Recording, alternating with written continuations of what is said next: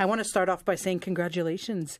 You've won big recently. Tell our listeners what happened in the last couple of weeks. Oh, my goodness.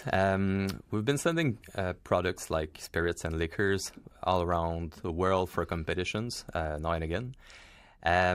Last one we sent some. It's one of the most relevant competition for me. It's the one in British Columbia. The Canadian Artisan Spirits Competition. Exactly.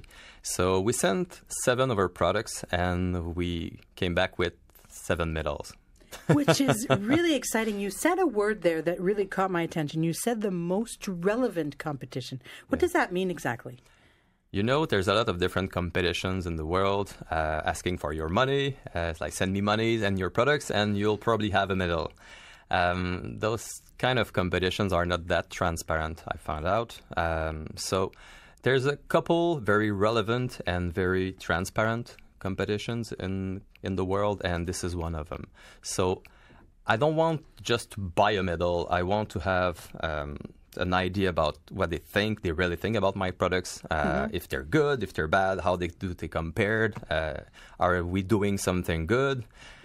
So this is one of those. Why? Because you're getting a feedback from the people who judge your products because they're professionals of the industry. Why are you so adamant on getting that feedback from them? Because I don't know if what we're doing is good. So we're always like drinking it and trying it, and with our customers, with our staff, but they're not very how do you say? Objective? Objective, thank you. Yeah. Okay. But then again, when your product sells and you have a whole bunch of people buy it and it's all over the market, that must be a sign for you. I know, but that could only be marketing. We don't want to see the marketing results of a big campaign or stuff. We want to know what people really think about it, and mostly people that are really relevant to us in the industry, like bartenders, retailers, distributors, professional judges too. So this is very important for us. How do you think that you stand out? How do you think that what's the reason why you take all these prizes? What makes you stand out in the Canadian spirits world? Well, our stuff is good. Okay, but why? But why? We do a lot of researches. I've spent a huge part of my life in Europe. I lived in the UK. I lived in Belgium, Germany, Italy. That's why I make a limoncello in Amaro. So I've tried a lot of different alcohol from the place of origin. And this is what we want to make, very old school products, but with terroir twist. Okay, so what's the terroir twist? Let's take, for example, you mentioned the Amaro and the limoncello. Yeah. So what's the terroir twist there? Because, we don't produce any lemon. Oh, not yet? No. Please, no. That would be a really bad sign of climate change. I know. For the Amaro, for example, we use, but traditionally you use bitter herbs in it, like absinthe and gentian, angelica. So we grow our own absinthe plant, the 2 different varieties, in Saint-Vallier and in Joly. So that's just here on the Chaudière-Appalaches. Yeah, exact. That's not too far. On my land too. So we grow a lot of our herbs and aromatics. So that's what helps with the terroir taste to it. And we gather some of our ingredients too in the boreal forest. Do you gather and produce enough ingredients for the production of your spirits? A lot of them. Not the lemons and the oranges. Obviously. But we try to use a lot of the herbs and aromatics that we grow or gather ourselves. That's interesting. So how would you describe the overall flavor profile of the spirits that you do without going into a specific style? Because we'll have a taste in a moment. But are you able to define your signature as a distiller compared to other products on the market? It depends on the products we're talking about. Let's begin, absinthe. Yeah, let's begin with the absinthe, because that is the grand prize overall winner for the Canadian Spirits Awards 2024. I mean, congratulations. How did you feel winning with this product? Well, it's amazing because it's a product that's very dear to me. I'm a huge absinthe lover and pastis lover too. This is the ancestor of the pastis, by the way. And I lived in Switzerland, and I fell in love with Val de Travers absinthe. So those traditional ones, I tried to recreate those type of absinthe using the same techniques. So I've studied a lot. I had books coming from France and Switzerland to study, old texts, and I tried to recreate what I loved in a traditional absinthe, but using specialties from here too. So that's why you can find tiny little bit of honey, but distilled, so there's no sugar added at all. The absinthe that we grow ourselves too has got a special terroir taste. It doesn't taste the same as the imported absinthe plant. Was that the challenge for you? Yeah, being that you studied all of this and you were inspired by one of the grands that's from Europe.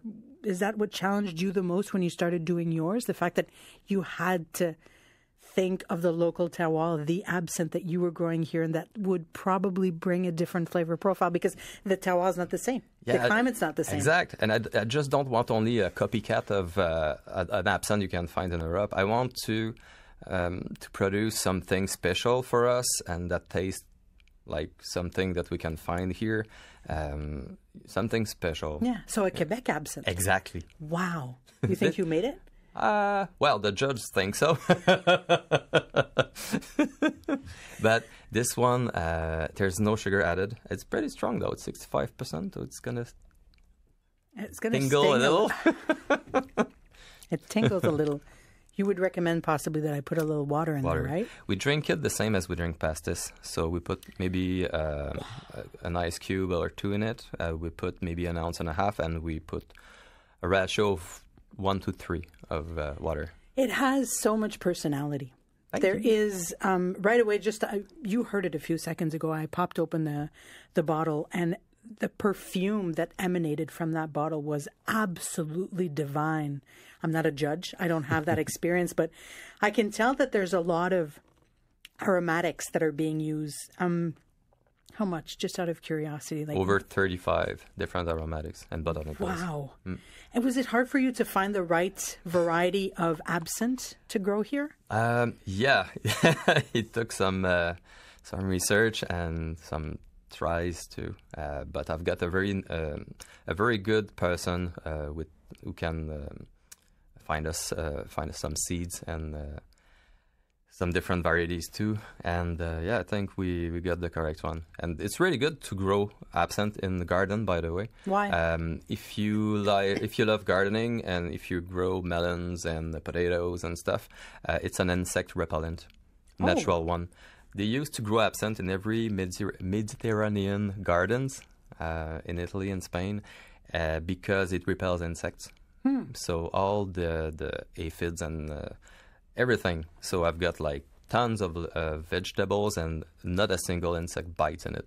Wow, that's interesting. Yep. Wow. Martin, there's a beautiful story behind this business, the lore et légende, lores and legends, if I can put it this way. You are originally a beer brewer. Yep. You're winning awards all over the world with your beer. Now you decided to start doing the spirits. What got you into the spirits, first off? Well, I started by traveling. So when I finished my degree here in Quebec, I moved to BC. What did you study out of curiosity? Tourism, leisure. Really? Yeah. Oh my God. International marketing. Did you see beer at that time as being a source for tourism and leisure? Not at all. Hey, it's back in the old days. I'm old. You don't look or sound old, Martin, by the way. Yeah, that's the alcohol. It preserves. I love that. What made you change your path? It's because when I ended up in Spain, I lived there for about 8 to 9 months. When the winter came, I said, let's find another place to work. So I moved to UK. I worked in pubs, discovered the real ales, the hand pulls. Yes. I just totally fell in love with that type of beer. So my goodness, beer can taste good. That's unusual. That's said a lot of the time. Exact. And there was no microbreweries in Quebec back then. So I wondered, how is it possible for me to have that beer again when I'm home? It felt impossible. I tried to find a place where to study. There's no classes at all anywhere. I would have to go to Siebel Institute in Chicago, and I didn't want that. So I said, well, let's go back to England. So I went to University of Sunderland to learn British brewing technologies. So I've got my degree in British brewing, so I'm a British master brewer. That's why you have so many indulgent brown ales. You have these really strong beers that you... Well, let's just point the finger at one, because the Queen's Anne, I'm pointing my finger, and can you see the shivers on my forearm? That's exciting, because the Corsair is your microbrewery, and that beer is going to end up in Norway. Yep. Tell me the story there. We had a huge trade show here in Quebec City with international buyers. It was mostly for spirits, but we are pirates, so we brought a few beers. And the Vikings from Norway just had a look at it, and oh my goodness, you got beer. So let's bring beer to Norway. And they just totally fell in love with the beer too. Wow. I brought them to Justine, my speakeasy here in Quebec City, and they tried all our beers and spirits. Many times. And they clearly fell in love. Clearly. Not only with the beer. The spirits too. A lot of people are falling in love with your spirits and your beer, Martin. There is a real challenge in the market. Yep. There are a lot of distillers. There are a lot of microbreweries now. How do you see yourself in 5-10 years from now? Well, I'm a pretty old brewery. Like 16 years old in the restoration business, and in the microbrewery and distillery business is really old. So we've got our client base, we have our reputation too. Our beers are stable, consistent.